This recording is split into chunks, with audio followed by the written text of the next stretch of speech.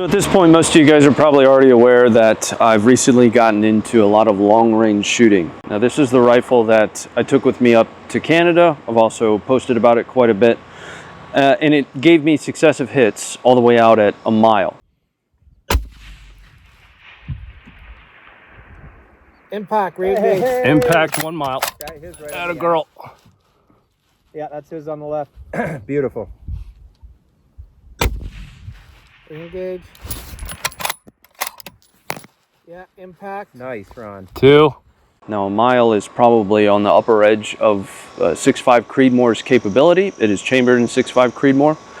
But what I wanted to do today was talk about some of the things that I've done to the rifle, because I do find, for me, that it is a really good balance between a competition style rifle and a rifle that I would feel comfortable with where I needed to take it out into the woods. So another thing, sorry for the abrupt change in audio here, but something I forgot to mention that I think is important.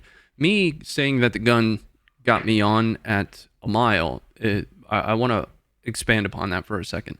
It's important to understand that getting on at the upper edges of the capabilities, ballistically speaking, of a rifle is a combination and harmony of multiple factors, right? So it is a combination of harmony in the shooter, the gun, the environmentals, and your spotter. I had the benefit of having a great gun. The Cadex is a fantastic rifle. It's a sub-half-minute gun of a pretty average shooter, maybe slightly above average myself. The environmentals were actually great. We didn't have a ton of wind. We were up at elevation, so that was going to provide me a little bit more chance for the round, given less air density, to go further. But I also had the best spotter that I could have, imagined having in Rob Furlong. So it's important to note that when I say this rifle got me on at a mile, that there are a series of contributing factors that are, kind of meld into that perfect scenario. It was consecutive hits, though. So I'll start with the action itself. The action is a Cadex barreled action in 6.5 Creedmoor. It was previously in a chassis known as the Nuke Strike Evo, I want to say, is Cadex's name for the chassis. There was absolutely nothing wrong with that chassis, but at Funker we are partnered with KRG. So what I did is I took one of KRG's Bravo chassis, which is what you'll see here, in a very backpacker style, more old school, full look, if you will. I'm not really sure how to describe the word that I'm going for, but you'll find that there aren't a whole lot of lightning cuts in this. It's already a very light chassis, but it's not a skeletonized chassis. That was something that I wanted specifically for this rifle. Eventually I might get into like a Whiskey 3 or even their C4, more of their flagship competition oriented chassis. So again, the action is a Cadex R7-SHP barreled action in 6.5 Creedmoor. It is in a KRG Bravo chassis. On the bipods, I historically grew up with like Harris bipods. This is an Atlas BT10, kind of one of the more recommended bipods. Very rigid, gives me a lot of options for angle of the bipod, for different heights. I can articulate it in many different directions. It's a very good bipod. Moving back, I have KRG's 2-round quiver here. I actually broke a piece of it off in transit somewhere. I'm not sure where that happened. There's supposed to be a little red thing here that helps manage the tension. The tension's actually still okay-ish, so I can still use that if I'm running dry on a mag and need to sled load around. Okay, lesson learned. This camera shuts off after like 4 minutes, so maybe talk faster, I guess. Viper PST Gen 2, I think with the Viper, there's a lot of value that you get out of this for what you pay.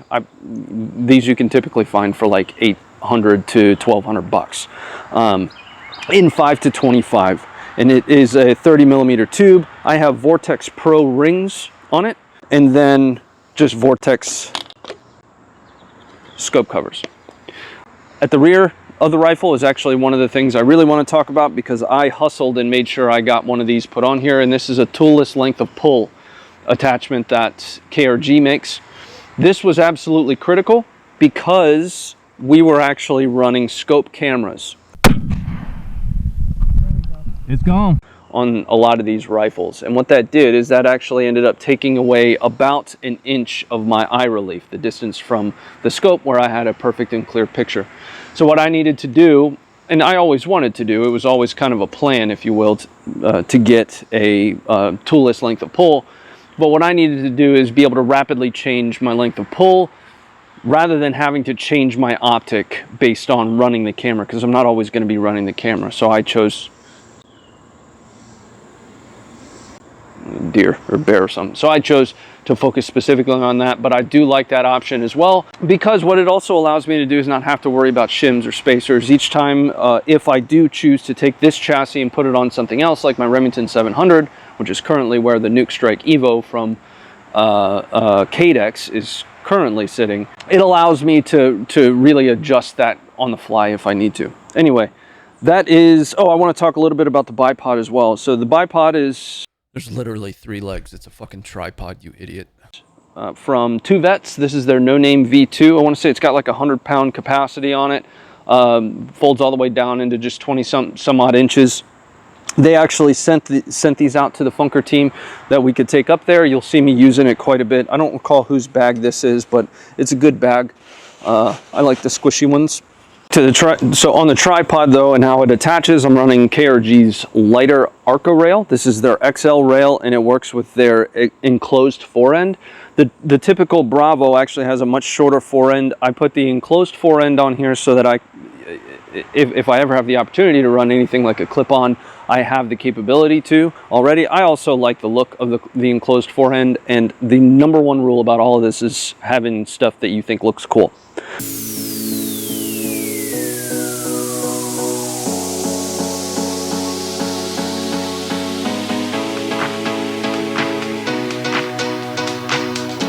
But it attaches on the Arca rail. This is a system that I actually was unfamiliar with up to a couple months ago when I went up to Wyoming for an extreme long range competition with, again, KRG and National Association for Gun Rights. Both the bipod and the tripod are attached via Arca, and that allows a whole lot of flexibility on movement where you want to be running it. So if you're running up on something and need to barrier the gun, you can slide that backwards, lock it back down, and good to go. But that is effectively the kit that put me on at a mile for successive impacts up in the Canada foothills is where we took the mile shots. I'm out of here. Go be great. Oh, one more thing.